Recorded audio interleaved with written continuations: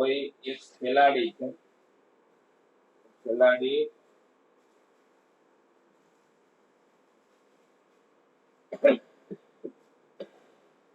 29.4 metre પ્રતિ સેકન્ડની પ્રારંભિક ઝડપથી એક દડાને ઉર્ધ્વ દિશામાં ફેંકે છે.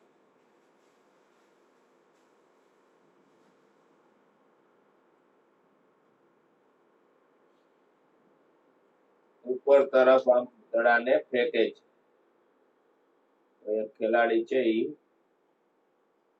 આ દડાને આમ ફેંકે છે ઉર્ધ્વ દિશામાં.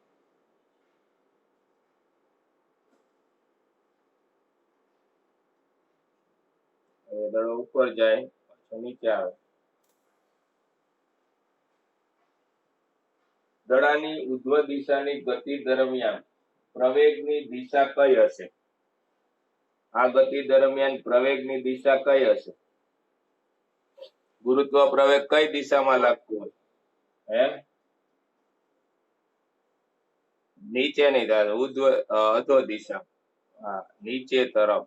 પેલો જવાબ આમ આવે. ગુરુત્વ બળ તો હંમેશા આમ જ લાગે કોઈ પણ પરિસ્થિતિમાં. પદાર્થ આમ જતો હોય કે આમ જતો હોય, નીચે તરફ લાગે. ગુરુત્વ પ્રવેગ એ નીચે તરફ જી જેટલું 9.8 મીટર પ્રતિ સેકન્ડ સ્ક્વેર. બી, તેની ગતિના મહત્તમ ઊંચાઈવાળા બિંદુએ દડાનો વેગ અને પ્રવેગ. મહત્તમ ઊંચાઈ એટલે અહીંયા આ બિંદુએ નામ આપી દઈ પી બિંદુએ. પી બિંદુએ વેગ કેટલો હોય? 0. પછી રિટર્ન થાય. પ્રવેગ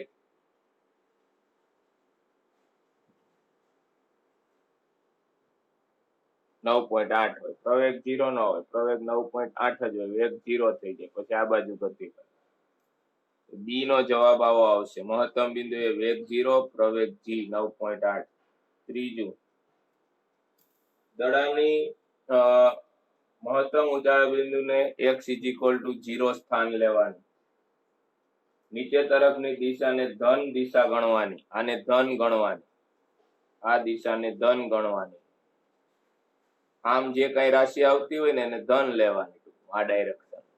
અને આ ડાયરેક્શન ને કેવું ગણવાનું? ઋણ. આવું કીધું કે આમ હોય અને ધન ગણ, નીચે તરફની દિશા, અને ઉપર તરફની દિશાને ઋણ ગણ.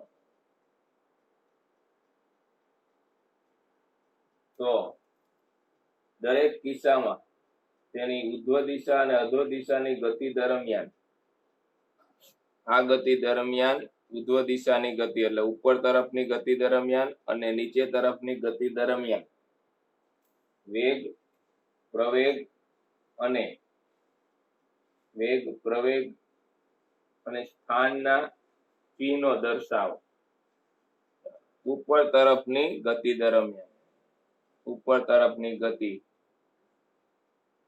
ઉપર તરફની ગતિ, ઉર્ધ્વ ગતિ. અહીંયા નીચેની આપણે ધન લેવાનું છે. આ નીચે તરફની ગતિ,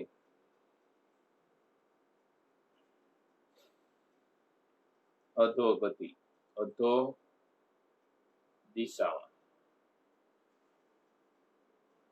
બે ગતિમાં આપણે વેગ,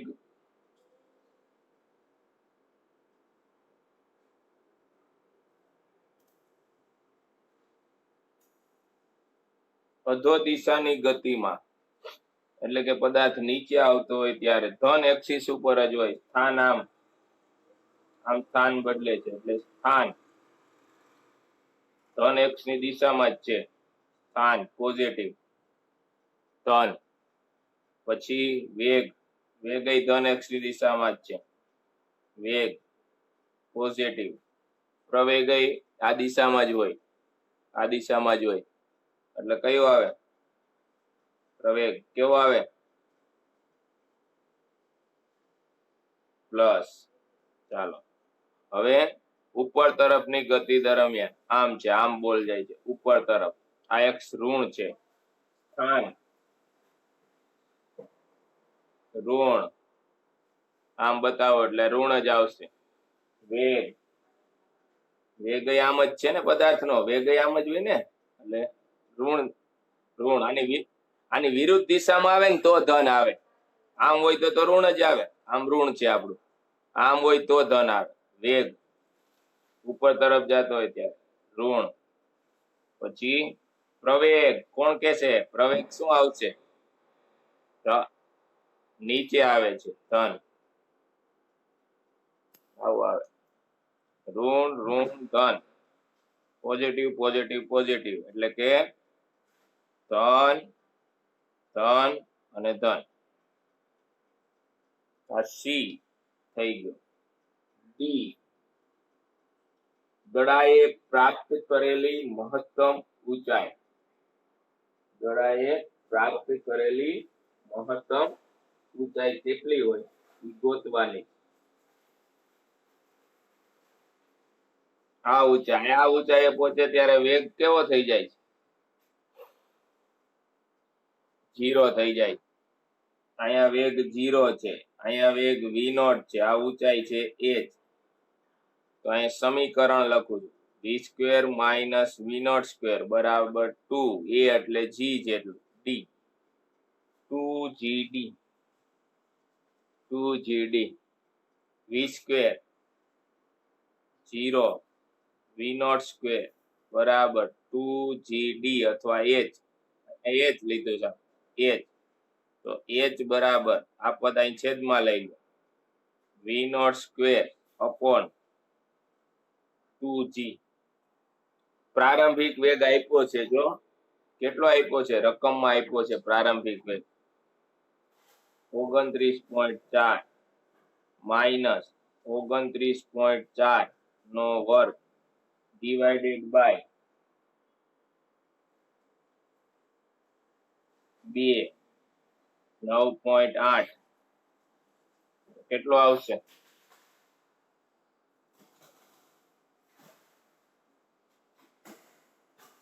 29.4 નો વર્ગ કરો, એને ભાગ્યા 9.8 કરો અને એને ભાગ્યા 2 કરો.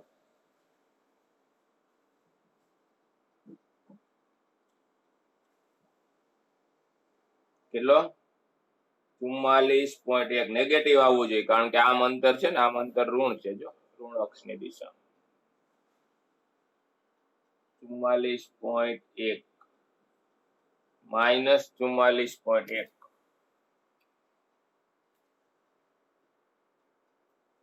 થઈ ગયો.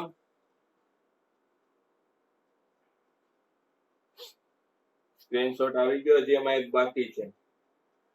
તો કેટલા સમય બાદ એ બોલ છે એ પાછો આવશે એમ કીધું. કેટલા સમય બાદ બોલ છે એ પાછો આવશે મેળવવાનો. કેટલા સમય બાદ બોલ છે એ પાછો આવે એ ગોતવું છે. પેલા આપણે હંમેશા ગુરુત્વ પ્રવેગ હેઠળ હવાનો અવરોધ અવગણો ને, એટલે આમ જેટલો સમય લાગ્યો હોય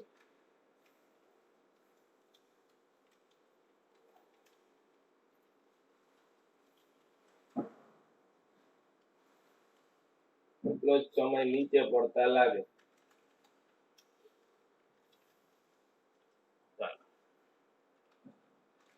હાઈટ કેટલી આવી? હાઈટ અંતર કેટલું આપ્યું? અંતર 44.1 મીટર આપ્યું. આપણે એક અહીંયાથી બોલ આ તરફ આવ્યો, નીચે તરફ અહીંયા આવ્યો, અહીંયા વેગ કેવો હતો? 0 હતો. અથવા આમ ગયો, હાલો એક ગમે ગતિ લઈ લે, આમ ગયો ઉપર તરફ, અહીંયા વેગ કેવો હતો? પ્રારંભિક વેગ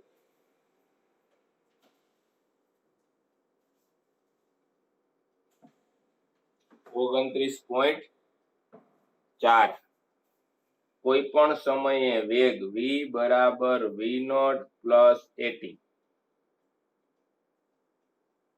વી નોટ પ્લસ એટી ઉપરની ગતિ લઈ છે આ ઉપરની ગતિ પ્રવેગ ધન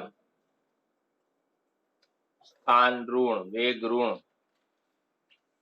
એટલે આ ઋણ લેવાનું ન લ્યો તો હાલે મૂલ્ય તો તોય મળી જાય આ તો નિશાની સાથે લેવું હોય તો આ વી આ 0 છે આ 0 માઇનસ વી નોટ પ્લસ 80 આ ન લ્યો ને નિશાની તોય જવાબ એનો જ આવે આ તો તમને પ્લસ માઇનસ માં વાંધો ન આવે આ પદ આ બાજુ લઈ લ્યો એટલે વી નોટ બરાબર માઇનસ છે પ્લસ થઈ જાય વી નોટ બરાબર 80 ટી બરાબર વી નોટ ભાંગા એ આટલો સમય લાગે વી નોટ કેટલું છે વી નોટ 29.4 ભાંગા જી 9.8 9 તેરી 27 3 સેકન્ડ આમ સમય લાગ્યો હવે પદાર્થને આમ 3 સેકન્ડ લાગ્યો અહીંથી આમ જતા 3 સેકન્ડ અહીંયાથી આમ આવ્યો પાછો આ 3 સેકન્ડ જ લાગે ગુરુત્વ ફિલ્ડ ની અંદર હરખો ટાઈમ લાગે તો કુલ સમય કેટલો લાગે અહીંથી આમ આવ્યો ત્યારે કુલ સમય 3 પ્લસ 3 6 સેકન્ડ સમય લાગે આવી રીતે ગણવાનું થાય 6 સેકન્ડ સમય લાગશે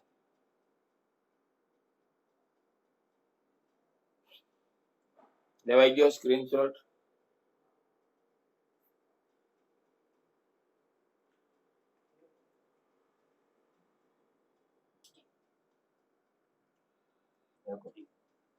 કોઈ એક ક્ષણે 11મો દાખલો છે કોઈ નીચે આપેલ કથન છે એ વાંચો અને કારણ સહિત સાચા છે કે ખોટા એ દર્શાવો કોઈ એક ક્ષણે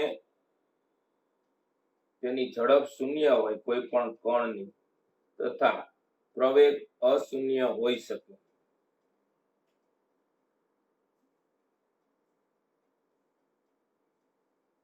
પ્રવેગ અશૂન્ય હોઈ શકે ઝડપ શૂન્ય હોય અને પ્રવેગ અશૂન્ય હોય એવું કહેવાનું કોઈ એક કોણ છે તેની એક ક્ષણે ઝડપ શૂન્ય છે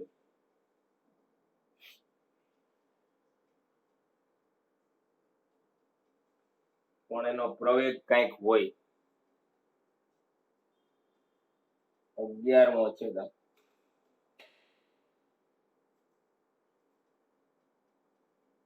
આ એક કોણ છે એની ઝડપ સ્પીડ એ શૂન્ય છે એમ કીધું અને પ્રવેગ છે એ 0 ન હોય એમ સાચું છે કે ખોટું કોણ કે છે સાચું હમણાં જ ભણ્યા આપણે આ વિધાન સાચું છે શા માટે કારણ કે કોઈ પદાર્થ મુક્ત પતન કરતો હોય ત્યારે અહીંયા ટોચ ઉપર વેગ કેવો હોય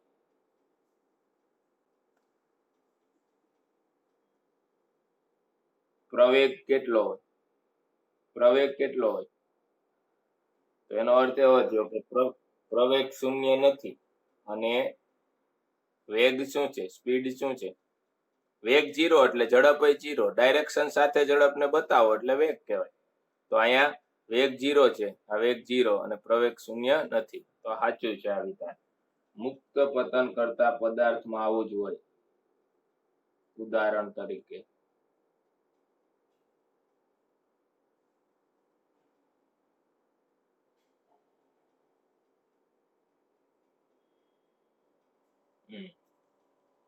હવે બીજું વિધાન શું આપ્યું છે ઝડપ શૂન્ય હોય અને વેગ અશૂન્ય હોય છે ઝડપ શૂન્ય છે સ્પીડ શૂન્ય છે એ ઝડપ શૂન્ય છે અને વેગ છે એ શૂન્ય નથી. ઝડપ શૂન્ય હોય એટલે વેગ શૂન્ય નથી. સાચું છે ખોટું? ખોટું ખોટું છે. શા માટે? કારણ કે કોઈ પણ પદાર્થની ઝડપ શૂન્ય હોય, ઝડપ શૂન્ય હોય, 0 ઝડપ છે સ્પીડ, એટલે વેગ શૂન્ય જ થવાનો છે. વેગ શૂન્ય થાય. પ્રવેગ છે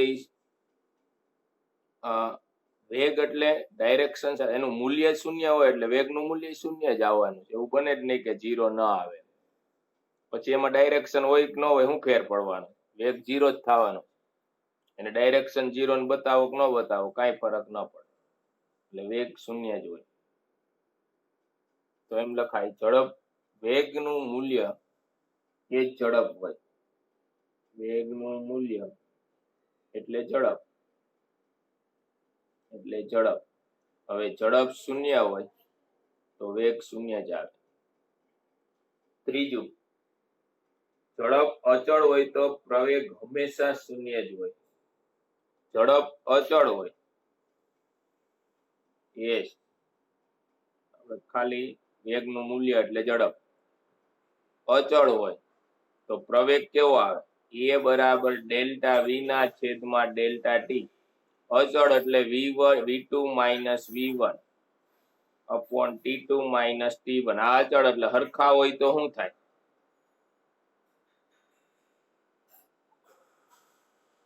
ઝીરો આવે.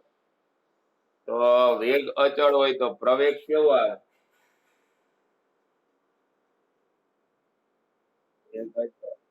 તો એ શૂન્ય. આ વિધાન કેવું આવશે?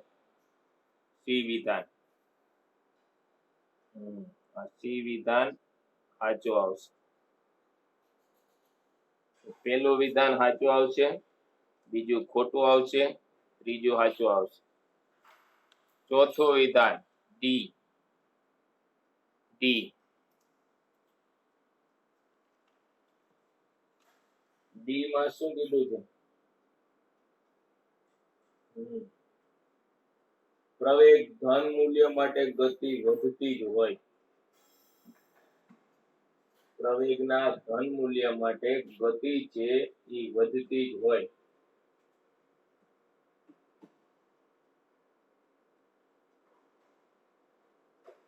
પ્રવેગનું મૂલ્ય ધન હોય એટલે કે વેગનો વધારો હોય તો ગતિ વધતી જ હોય એવું કીધું. પ્રવેગ એટલે વેગમાં વધારો, એ ગ્રેટર ધેન 0 હોય એટલે કે ધન હોય તો ગતિ છે એ વધતી હોય એટલે કે વેગમાં વધારો જ થતો હોય. તો કોઈ પણ સમયે વેગ બરાબર v0 પ્લસ at. આ વિધાન સાચું છે, પણ ક્યારે સાચું છે? તો પણ v0 કેવો હોવો જોઈએ? v0 કેવો હોવું જોઈએ?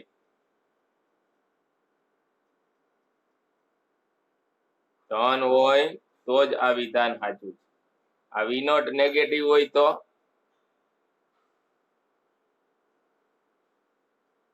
બની શકે કે હા તો વિધાન ખોટું થઈ જાય. એટલે સાચું છે વિધાન, પણ પરિસ્થિતિ આવી હોવી જોઈએ. તમારે તો ખાલી આટલું લખવાનું સાચું છે પણ તમને સમજાવું આ ધન જ હોવું જોઈએ. એ જ પરિસ્થિતિમાં સાચું થાય. ગતિ વધતી હોય એટલે કે આ પોઝિટિવ જ આવે. આ ધન ત્યારે જ આવે જો આ ધન હોય તો. અહીંયા કોઈ મોટી ઋણ સંખ્યા હોય તો આમાંથી બાદ થઈ જાય. સમજી લો કે અહીંયા -5 છે અને અહીંયા 1 છે, સમય 2 સેકન્ડ છે. જવાબ તો આવે 2 માંથી 3 -3 આવે તો વેગ નેગેટિવ થયો એટલે ગતિ વધતી ન હોય તો. એટલે આ ધન જ હોવું. તો આમાં લખશું સાચું, પણ પરિસ્થિતિ v0 ધન હોવી જોઈએ. થઈ ગયો?